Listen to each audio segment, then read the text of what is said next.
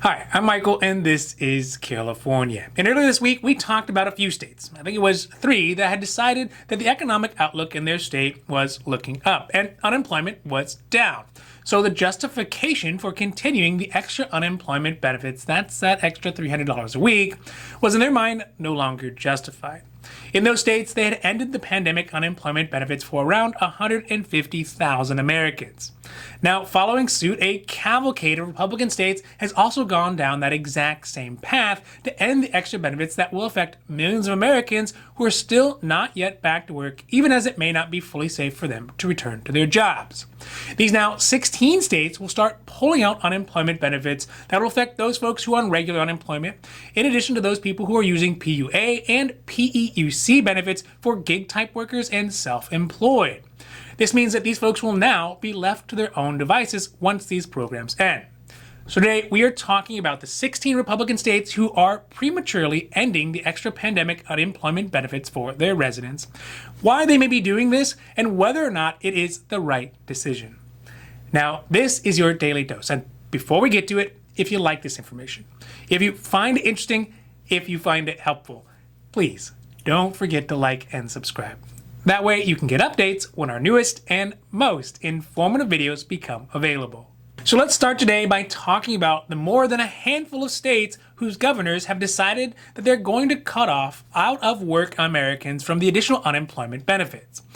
These additional unemployment benefits have helped millions of people who got laid off from their jobs or could no longer make a living as self-employed or gig-type workers during the height of the pandemic. These 16 states are Alabama, Arkansas, Arizona, Georgia, Idaho, Iowa, Mississippi, Missouri, Montana, North Dakota, Ohio, South Carolina, South Dakota, Tennessee, Utah, and Wyoming. Although the dates vary, some states plan to cut off the extra $300 benefits as early as June 12th. This would be months before the official date is set for these benefits to end by the American Rescue Plan of September 6th. One of the biggest oddities of this whole thing, though, is besides the obvious callousness about helping their own residents to get more resources to help them get back on their feet, is the fact that by opting out of these federal support programs, these Republican states are essentially foregoing $4.7 billion worth of assistance for some of their hardest hit residents. In many ways, this is obviously a political move. It's basically just cutting off one's nose to spite one's face. This is a clear message from Republican state governors that it doesn't matter what help is made available. It doesn't matter how many people could be helped by these extra resources. What is important is that people get back to work at all cost, even if it's not safe, if it's not feasible, or if it's not fair. Now, just in case you were wondering, not all the states are going to be ending their benefits on the exact same day. But so far, the latest end date is going to be at the beginning of July. So if you live in one of these states, here are the dates for each of these 16 states are planning to cut off the extra unemployment benefits. Hopefully, before that happens, you can reach out to your state representatives and let them know the value of these benefits to you and what the difference a few more months of support could make. So, in alphabetical order, Alabama will cut off their extra UI benefits starting June 19th. Arizona will stop their benefits on July 10th. Arkansas will end their UI benefits on June 26th. Idaho will stop effective June 19th. In Iowa, June 12th. In Mississippi, June 12th. As well as in Missouri, they will end their benefits on June 12th. Montana will stop their UI benefits on June 27th, but will offer a one-time $1,200 return to work bonus. North Dakota, June 19th. South Carolina, June 30th. South Dakota, June 26th. Tennessee, July 3rd. Utah, June 26th, and last but not least, Wyoming, which will end their benefits on June 19th. So why exactly are these states ending their unemployment benefits early? Well, there's a couple of reasons, some of which are practical, but most of which are political. The main trigger that has brought on these early terminations of extra unemployment benefits is the recent job report that came out last week. Ironically, because the report was worse than expected, meaning less people were going back to work, these states' governors have decided to cut off their benefits. The rationale being that with so many businesses who are now doing things that were unthinkable a couple years ago, like creating signing bonuses, paying people to come to interviews, and, God forbid, raising workers' wages to entice them back to work, and still, nobody's showing up for the jobs.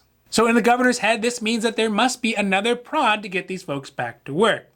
Organizations like the U.S. Chamber of Commerce, which is composed of businesses and tends to be more conservative, has been pushing publicly and presumably privately to lawmakers that is these extra benefits, things like increased unemployment benefits, rental assistance, and SNAP and food stamp benefits that are making life easy for Americans not to work, too cushy to the point that people are turning down their jobs.